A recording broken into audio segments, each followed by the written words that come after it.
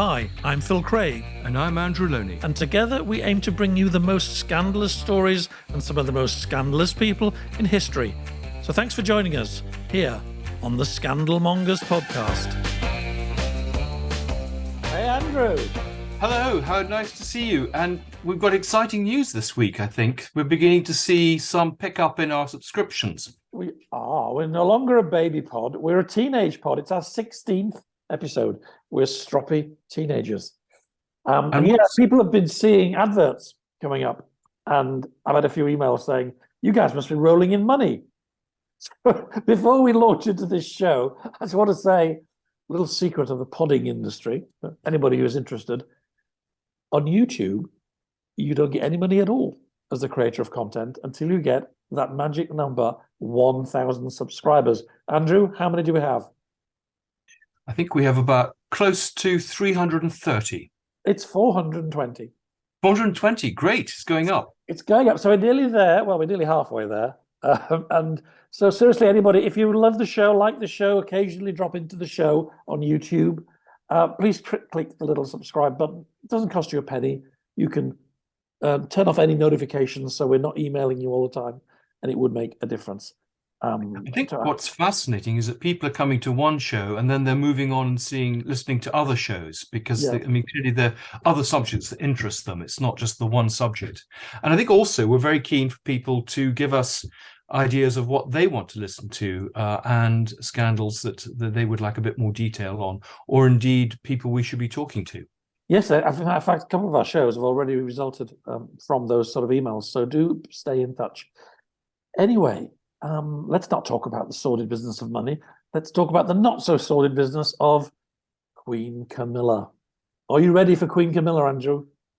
I am, yes, very timely. We're coming up to the coronation. She's now a sort of national treasure, but I think a lot of people forget that at one point that was not the case. It's one of those crazy British stories, isn't it?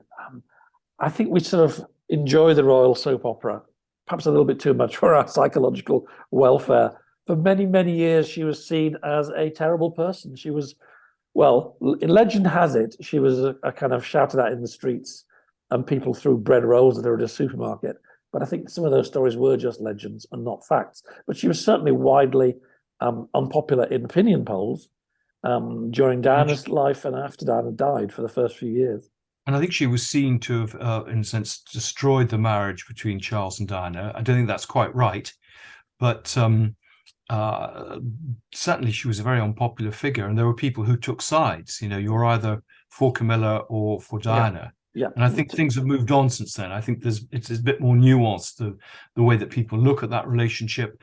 And I think also because she's behaved extremely well, she's been discreet, she's been dedicated to public service, she makes the king happy. I think there's been a real sea change in public opinion.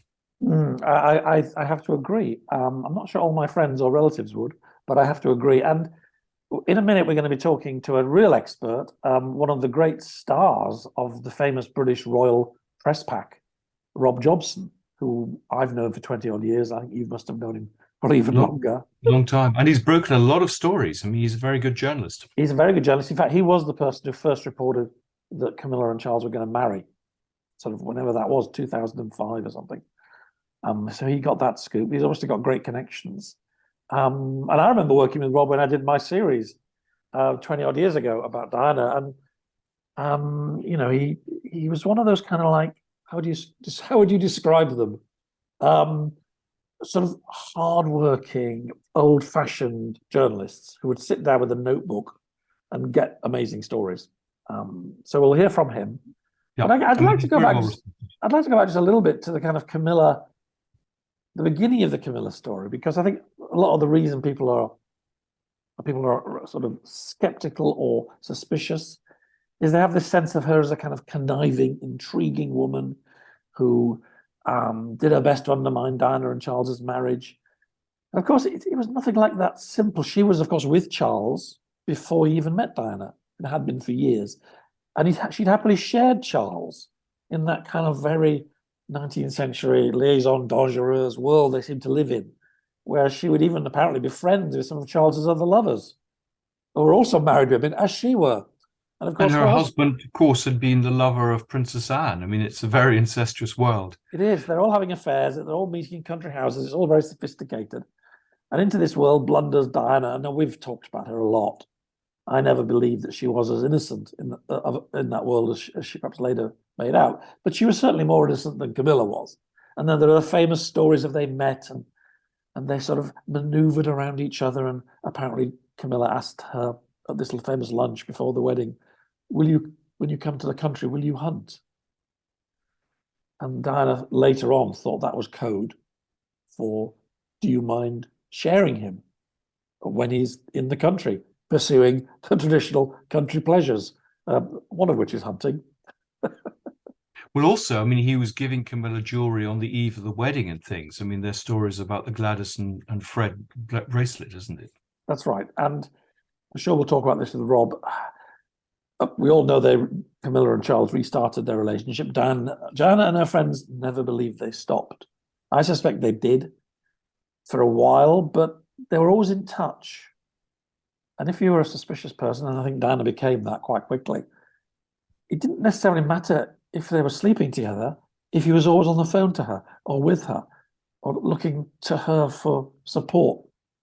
I mean, this is a fascinating human story, in some ways a sort of tragedy, because here was a great love affair which, for reasons of state or and the job, he couldn't engage in. I mean, he couldn't marry her, or he missed marrying her when he perhaps had an opportunity. But I mean, what are the repercussions constitutionally? I mean, here she is, she's giving him a huge amount of emotional and I think intellectual support. She's a very important stabilizing figure in the monarchy, really, over the last 20 years. I agree. If we're going to have a monarchy, then we're going to have Charles. And if we're going to have Charles, we may as well have Camilla, because she obviously is very good for him. And I think that's kind of where the great British public sit. And you'd have to be very arrogant to try and ventriloquize an entire nation. But fortunately, I am that arrogant. And I think that's what people think. We've moved on. She makes him happy. Deal with it. And I mean, what are the stories? Because I mean, you came across a lot when you researched Diana. What was the narrative in the 1990s and up to the wedding? Well, there is this period, I've talked about it before, where I think there was a kind of arrangement. It was never perfect. And this was a good 3 or 4 years when they kind of had separate courts, separate relationships, Charles and Diana, I mean, and separate love affairs. Charles had Camilla. I don't think he had anybody else by then, although he had earlier. And that was a pretty stable time, in the marriage and in the relationship, and they were both quite successful in terms of their public duties. Of course, they had the boys to bring them together on various tours. But when it all started to go wrong, when the tapes came out and books came out, I think Camilla did maneuver herself a little bit. We've talked before about how she formed a relationship with certain journalists. I think she probably thought, my time is now coming.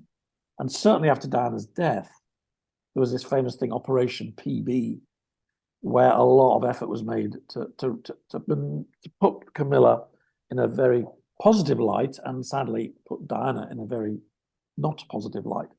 I mean, until the divorce, I mean, there was no, I mean, that was the end of the story, presumably, for her. But after the divorce, as you say, you felt that there was some maneuvering to feel that there were opportunities there. I mean, well, I want to ask Rob the chance to be back with the man that she loved. Yes, indeed. I want to ask Rob this, because there must have come a point when she thought, well, maybe I can be queen.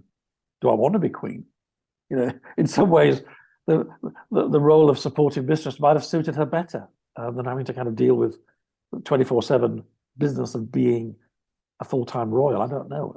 Sounds like Wallace, actually. Wallace wanted to be the mistress rather than anything else. Well, that's my question to you, Andrew. Do you see a Wallace-Camilla parallel at all?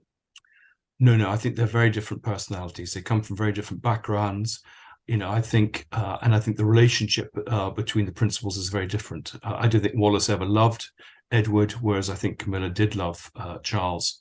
I think she's a very different character. She's very easygoing. I think actually she probably didn't want to be queen. I mean, she'd be very happy being in the country, but she steps up to the mark because that is what's expected of her. And I don't think Wallace ever thought that. Wallace was in it just entirely for herself, whereas Camilla, I think, does have a very strong sense of noblesse oblige. Interesting. That's very wise from you, Andrew.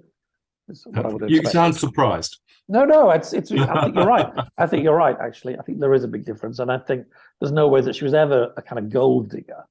In fact, if anything, she probably at one stage early on in the relationship was actually wary of getting too close to Charles, because she probably knew he was quite a handful, and needs a lot of support. We've all seen his little temper tantrums over the years. He can't be the easiest man to live with or love. No, well, it'd be interesting to see. We're coming up to the coronation, and just to see, the role that she plays and how people respond to her. I hear she's been very good at trying to bring members of the family back into the fold. I'm doing this book on Andrew and Fergie at the moment, and Fergie's been invited back to family occasions. I think she's a sort of healing figure, and I think clearly that's what they need at the moment. There's clearly a lot of tensions going on, and I think she has this great ability to get on with people and bring people together. So I think she's a jolly good thing. All right. Well, enough of us speculating in our various living rooms. Let's go to somebody who's actually on the front line of royal reporting and knows what he's talking about. Probably knows what he's talking about more than us. Let's go to Rob. Rob, welcome to our scandalous little world. Well, I'm sure it's very scandalous, but it doesn't seem that scandalous, Phil, because I know you're a man who hankers after the truth more than me. Oh, gosh. I'm not used to flattery this early in the morning. But well, Rob, I'm sure Rob's books are hankers of the truth as well. But it's an extraordinary story, really. Camilla has sort of won the hearts of the British nation, hasn't she? Having been this most hated woman. Yeah, a lot of the stories that I remember about Camilla were sort of fake anyway. The stuff about the bread rolls, completely made up.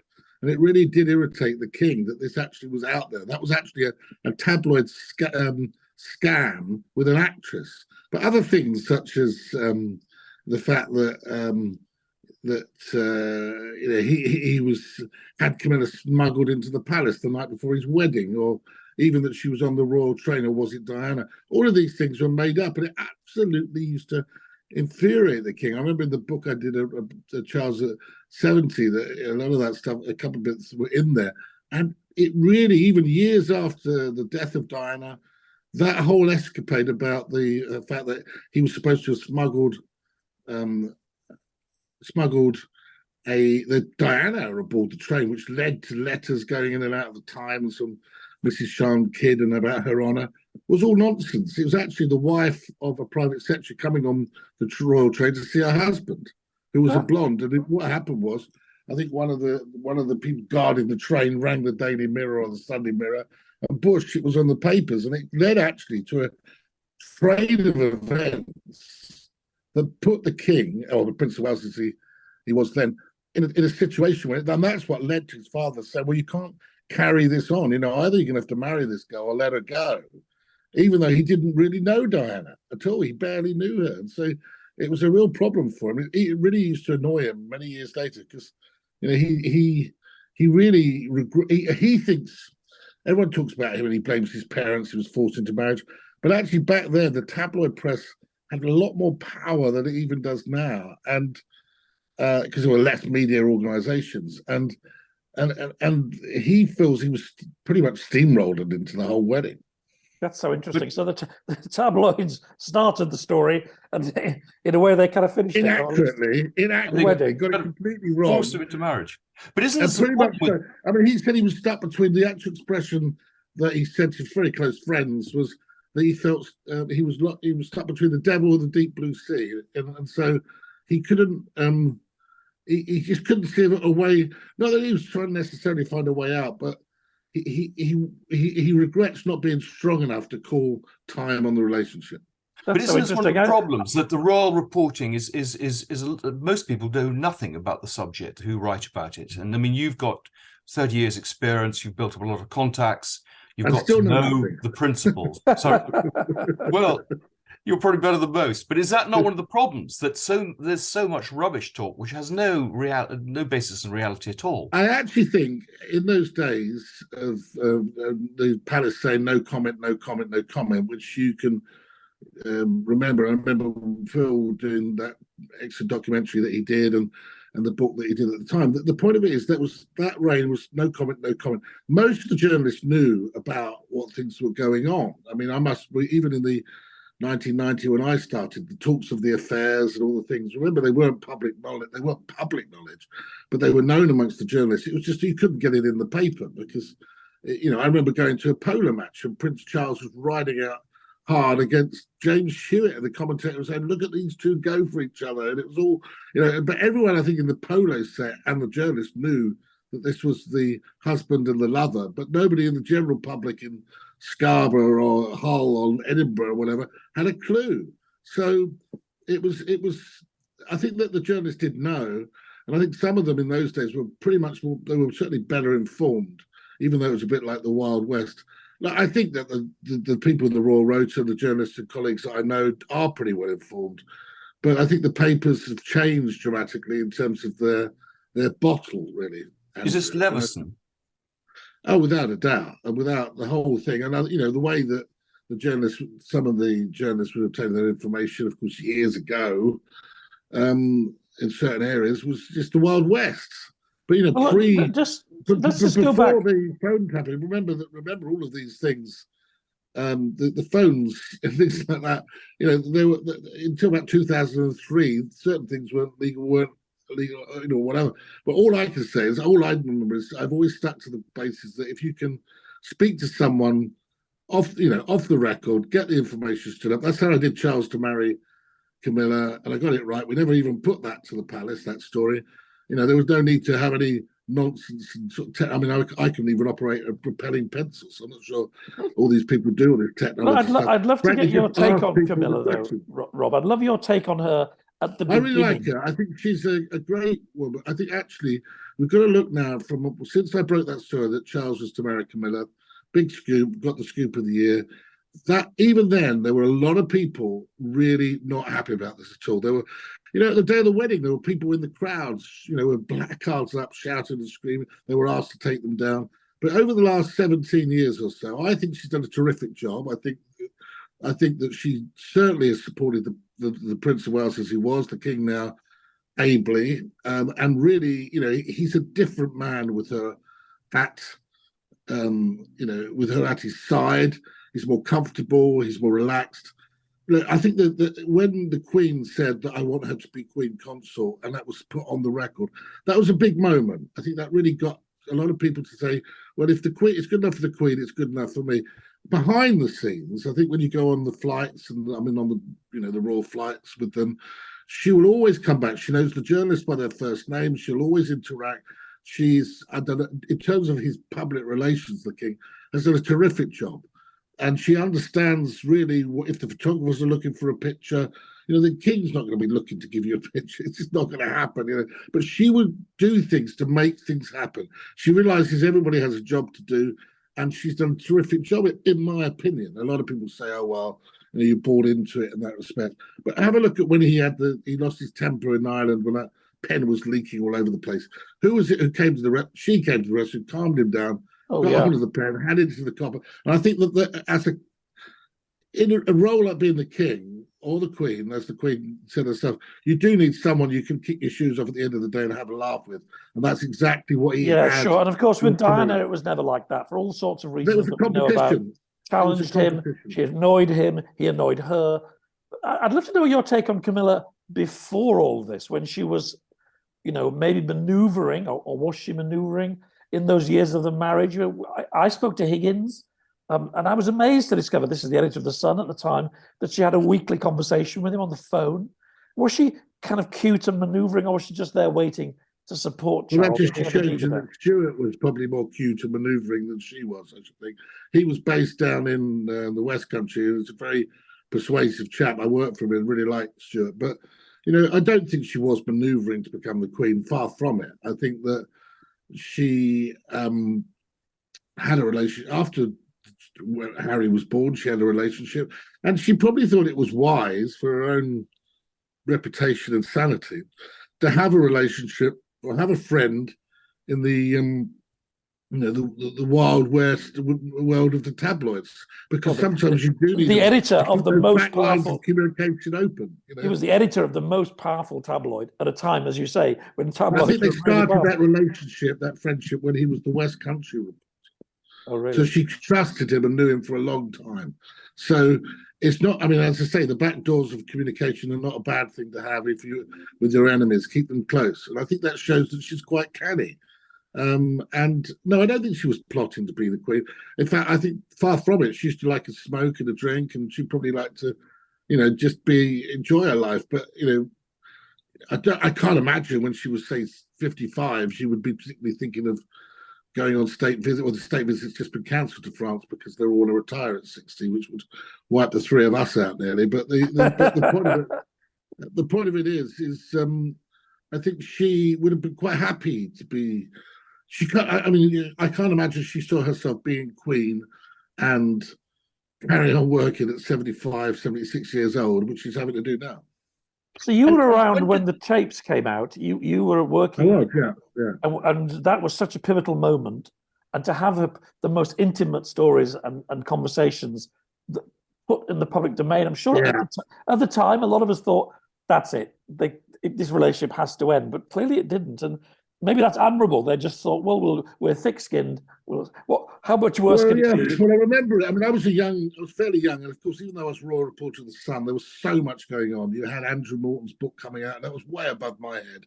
That was in the Sunday Times, and deals were done with Stuart Higgins, who was deputy editor of the Sun. I remember being in a room when Kelvin Mackenzie walked in with Rupert Murdoch, and I was standing over Stuart's shoulder, and we were typing away doing the story. And all Murdoch said was, shouldn't that be the other way round? Which I thought that they got me, bollocking from Stuart because it made him look bad. But the fact was, I love him to pieces. That he was having to do they were doing some of this at a much higher level. So, things like the tapes, that was all being done way above my head. I would just be told to write this or do that. But I remember with the tapes, I was sent to Oxford to go also Oxford, because I went to Oxford. I remember going there and collecting a tape or something, a recording or interviewing somebody. But there were 3 tapes, all of the same recording from different people. That was the point. And that somebody at UCHQ or somewhere was punting the stuff out on a loop. Because all these people at that time, when there wasn't the sophistication in mobile phones, these people could pick it up, they'd sit in their sheds scanning, weirdos, as it were, picking up information, and then that was going out on a loop. And so you're saying GCHQ were involved, or is this just? I don't know, but someone was punting that out on a loop, because the same recording, I can tell you, it was the same recording was picked up by 3 different people at different times. I mean, that's a big story. If the intelligence services are colluding against the monarchy. Well. I don't know it was then, but if you remember what was going on at the time, GCHQ were in dispute about pay, I think, or conditions. And maybe it was just a disgruntled person who thought, pick this up, and something was put out. But something went out on it. All I know, factually, it could have been anyone putting that on a loop. But it seems odd that this particular conversation was being recorded by these radio hams. Was there an inquiry into this? I mean, presumably. Well, no, really. But it was all just hushed up and moved on. Look at the calls that came out. Look at the recordings that came out. There was the Charles and Camilla call. There was the Squidgygate tapes with Diana and Hewitt. Then there was even a tape recording with Prince Philip and Penny Romsey, I think, as well. So, there was some odd things going on at that time. So whether it was a disgruntled employee, who knows? But someone had access to it. Gosh. What was in the Romsey tape? Because, I mean, I've never heard of that. About that. Yeah. What was? No, there was a tape recording. Yeah, there was a call where I think he was, and in fact, Norton is on the tape as well. It's not so affectionate or just friendly, should we say? Friendly, I'd say friendly. Yeah, so just a friend of the family. Well, it depends. It depends which way you look at it, Andrew, I suppose. But yeah. But Norton was on the call as well. Right. He jumped into the call. At that time they were married. Yeah, I think he was just making a call. Yeah. But there were other things going on. At that time where, someone somewhere, for some whatever reason, was pretty happy to damage the royal family. And no wonder Diana was quite scared. No wonder Diana was quite convinced even though it's later been proved with all this stuff to do with, Bashir and that. No wonder it was so easy for Bashir to turn around and scam her and say she was being listened to, because, certainly somewhere, someone was conspiring to clearly damage the royal family. And do you think that Diana committed the adultery first, or was it just that the marriage had broken down and the king went back to someone who gave him comfort? I think that when Diana said there were 3 people in the marriage, there were probably a lot more than that if you count her side of the story. But the talk of Barry Manicky, them being discovered in a compromising position, certainly predated anything to do with the king. And do I think that he was telling the truth when he said he was honourable? He tried honourable until it had irretrievably broken down. I do believe he was telling the truth. Yeah. I'm not. Well, I mean, we all have our different sources, and mine are 20 years old and probably out of date. But certainly, a lot of people felt even if he wasn't sleeping with Camilla, he was spending an awful lot of time talking to her, maybe seeing her in those early years, which also fed the paranoia of Diana. Yeah, but you're absolutely correct there. There's no doubt that the king guards his friends very well, and she was very important to him as somebody to bounce. We probably think that a mistress is I don't know, maybe the whole idea of a mistress is someone who's this. It's all about sex. This is what we get with the Tory MPs and Labour. It's always, and then they appear with a Tory wife at the gate. It's all about sex. I don't get that that's the case necessarily with the king. I think if you remember Princess Diana was saying at the time, we used to have relations every 3 weeks. It's like clockwork. Was it important to him? Was Camilla as important for that reason? Yeah, we've got that rather, silly conversation about tampons. But was it the most important thing at that time with him? I suspect, she used to have to listen to his speeches about, the sustainability. Well, that's key. I think that's the key to the tape. She was his partner. She was somebody. Yes. She was somebody that, it was the love of his life. But they got each other. And I think that, when you're having a conversation with your wife or, it's not the person that really matters to you, it's not always about things that are, it's not all a big sexual thing. The fact is your life's partner. And I have no doubt that Camilla, if they had met later in life, would have been, and hadn't, and things had changed. I mean, I think you've got to look at this love affair with Camilla in 3 different ways. It was 3 different sections, and then they were like sliding doors. The first one, she was using him to get back at Andrew Parker Bowles, probably to win him back because he was the dashing cavalry officer, and Charles was a rather gawky prince. Yes, he was, but he was younger than her, and he was a little bit of fun, and she won back. And when he was away at sea, she won back. She won him back. She won back Andrew Parker Bowles and married him, which left Charles, I think the expression was, he was, that terrible feeling of emptiness. Then, of course, by the time he was Jack the Lad and going around being a bit more of an action man, she was married with 2 children, and then Andrew was away having affairs. And so then they reignited this relationship when she was a mother of 2. So she's never going to be the queen, as far as she can see. And then later on, I do believe that he would carry on his friendship, but he was certainly not carrying on his physical relationship with Camilla once he married Diana. But it was pretty clear that relationship with Diana after 2 years, 3 years, was dead in the water. But there'd been a physical relationship while she was married? With Camilla and Charles, yes. Yeah. So it only changed when he got married, basically. Yes. Yeah.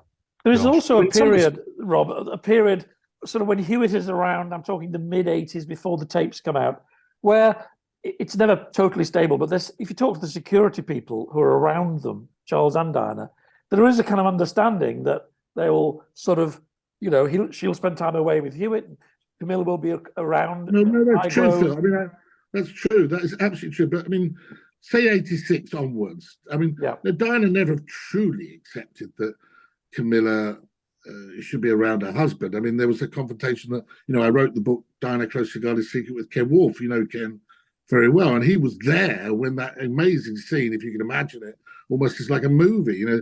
Diana, they're in Ham at the party there. Diana says, "I'm coming to the party with you." They turn up, everyone's shocked because it's all of his set.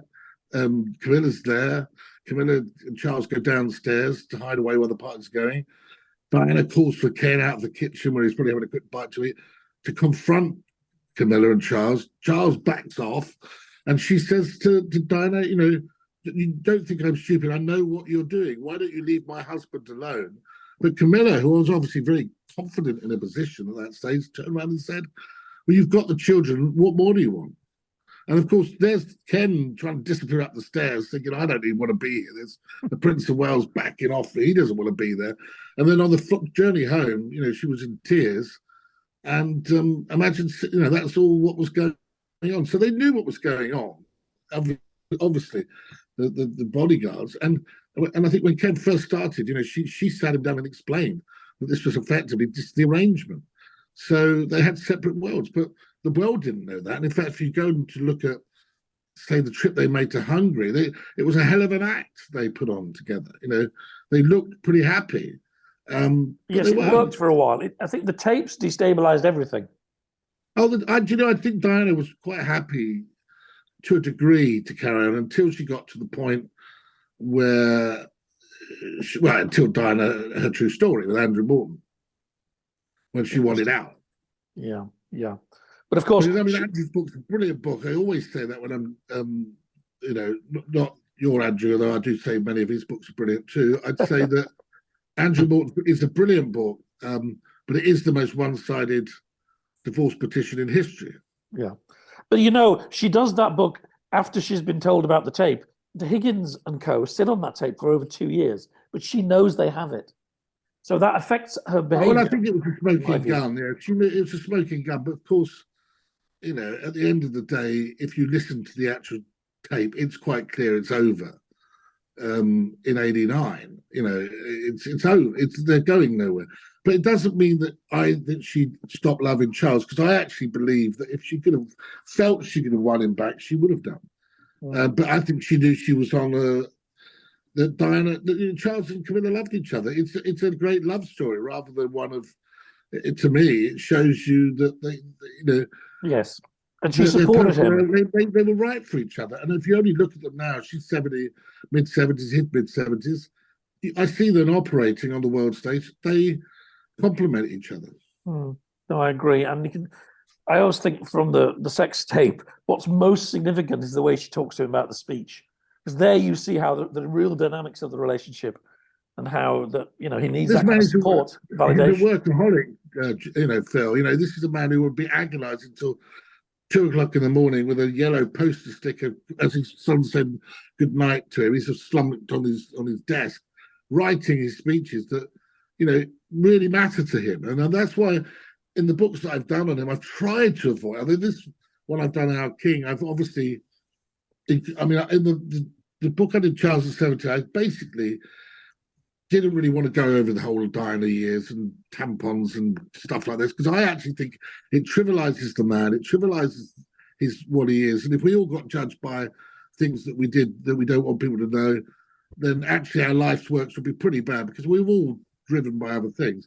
But what I would say is that in the new book, I've definitely included, in that book, I just included the stuff about more and more about what he does today and the interviews I did with him, but also, what went wrong with the marriage and why, because I had new information and how he didn't really want to get married in the first place was very strong. But this book, I've actually gone, Our King, I've taken it from chronologically, and obviously there's a lot more of Diana in there. And as a result, I think it's an easier read. But I've tried not to focus too much, again, on stuff that we've gone over and over and over again. And because I do believe that Diana was quite happy to trivialize what actually his work is very important. I think some of the things that is developed over the years to do with the environment, sustainability, all of these areas. Really, when he was being seen as a loony, really, after I mean, they were saying he was talking to his plants and all this. All of this stuff actually is unfair because I think he's been ahead of the field, and it's an important part of what we are today as people. And do you think he'd be a great king? I mean, do you think that in some ways the past is forgotten and people are looking at him, as you say, realizing now how far-sighted he was, how brave he was in many ways? I think that the most important thing that he has to do here as king, I don't think it's possible for him to be, in the time he's got, to be a great king. I don't even know what that can be anymore, because the days of Henry V or Henry VIII even are gone. And, and even the days of Edward VII, when, Entente Cordiale and everything that happened pre the war, has changed. The role of the monarch now has changed. They're less political than they were in Victoria's time. But I do think that what he has to do here is to modernize in terms of making it more cost effective. And he has to have it prepared for his son, William, in the 21st century. Would he be a great king? I think he's already shown that as Prince of Wales, he was always, in a way, had to always seem to try to prove himself. Some of his controversial comments were part of that, to get some sort of reaction from people. I've noticed since he's been king that actually there's an aura around him which comes with the role, which comes with the position. So you're combining the personality is less important. Whereas he would be making speeches about sustainability, that's important, yeah. But he'd be more to do with convening people. I was at a reception at Buckingham Palace quite recently. We're all ahead of the COP27, which he wasn't allowed to go to because of the wise and wonderful Liz Truss decided it was a good idea, even though he was due to go. So he's grown into the role, really. Sorry, yeah, he's grown into the role. I think the role has enveloped him as well. And everyone around him is, he's got all of everything that made the Queen look like she was the swan on the lake, with everything around him, the apparatus is now working for him. And I think Camilla, that makes a difference. Camilla about to be crowned, who'd have seen that coming? You think people are taking her to their hearts now, and all of the old I don't know about that. I mean, I don't know about whether they're taken to hearts, but if you're married, your wife is called, Mrs. Craig or Mrs. Lownie, Mrs. Jobson, and if you're the king, if you suddenly don't call a queen consort, then it's sort of reducing the role. I think wasn't it? If you're a president, just because you've been married twice, like I think Gerald Ford was married, his wife was. Betty Ford was married before. She wasn't called the second lady; she was called the first lady. So in my opinion, it's all to do with the status. So it's very important and I think people don't understand, which is weird because it just always surprised me. The Queen Mother was the Queen Consort. Queen Mary was a Queen Consort. Queen Alexandra was the Queen Consort. They're not the Queen Regnant, like the Queen Elizabeth II, who has the same status as the sovereign as the king. Mm. And the whole reason historically why, say, the Queen's husband, Prince Philip, wasn't king, or Prince Albert wasn't king, is because Parliament, that basically still runs the show, didn't want a man being king with a queen regnant in position, because he'd hold too much power, they thought, in those days. God alone only knows what that means now when we identify as different. We can identify as a penguin. I don't know, but the fact is, that's what happened in history. So the Queen Consort role, I wrote when I broke the story back in 2005 that Charles would marry Camilla. She could be Princess of Wales, but she'll take the title Duchess of Cornwall. And when he is crowned, she will be Queen Consort. That was all in the Evening Standard in 2005. You can go and pull it out of the thing, and it's still the same. Are there any icebergs ahead? Anything we should be worried about? Are there any icebergs ahead? I mean, anything that might destabilize the monarchy or overshadow the coronation? Happy ending for Camilla. Well, Harry and Meghan have not been brilliant. They've done a pretty good job at that. The stars of South Park. But no, I think they've done a pretty good job. But it just shows you that, Harry in his book Spare wrote about how, oh my gosh, how outrageous about the hierarchy. Well, there's been a hierarchy in the monarchy since 66 of William the Conqueror. None of us remember the third in line or the fifth in line to the throne, over the years. The point of it is Harry knew the score, but he just wanted, it's all about money. That's ultimately what it. How would you deal with someone like Harry and Meghan if Ignore you were them. advising? I'd say you have to invite ignore them? Yeah, absolutely, invite them. And then put them right at the back of the book with the back of the stage, so they're not and they know their place. Right, behind a pillar. Yeah, shall we say if you were buying a football ticket, they'd have a obscured view. And maybe air traffic controllers could be working to delay their flight. Well, look, one last question. The funny thing is, it's Archie's.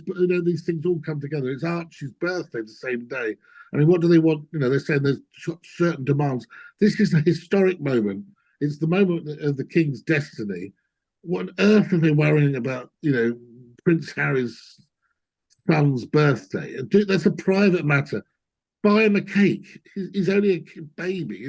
This is a historic moment in the history of the king. It's the moment of his destiny. It's about the relationship between the sovereign and the people and the church. It is nothing to do with 3-year-olds and 4-year-olds having their birthday. Okay, final question, Robert. I know you're going to lunch, and I remember, because we've had a few lunches, that you take that very seriously as a part of your job. So I don't want to stop you when they were paid for, Phil. They were paid for then. Those were the days. But final question, just going back to Camilla, you think she deserves a happy ending? I think you should I believe, as we're talking about Camilla, that she's done a terrific job, and I absolutely believe that she's the best supporter to the king. And does she deserve happiness? Yes, she does. Brilliant. Well, I think the great British public probably are exactly where you are on this now. Yeah, I'm not sure that many people really know Camilla, but she's funny, she's honest, and I think also she's somebody that if you were locked in a bar with, you'd have a great chat with, and you'd have a real giggle, which you can't say that about every member of the royal family. Very true. Well, I think they've been very clever because they've tried to introduce her through popular television programs, and we've got a sense of her there. She's much more prepared to go out in front of the camera than clearly has been the case up till now. Well, the one thing she's got, Andrew and Phil, is if you meet her, and I've been lucky enough to. I'll tell you a story. A quick story here is we were in Crete, and I was working on my book on the Kings, on Prince of Wales, and so I was doing all of his jobs. And I think he would do like 9 or 10 jobs in a day, and just like continually working. Whereas the Duchess, as she was, the Queen now, she would stagger her role, and it ended up in a. There was nobody else there apart from me and one photographer, and she was at a vineyard, visiting this organic vineyard in the middle of Crete, run by this family for over 120 years. Well, she invites me down, and we start having a few. She says, do you want to join us do the wine tasting, Robert? So I said, well, absolutely.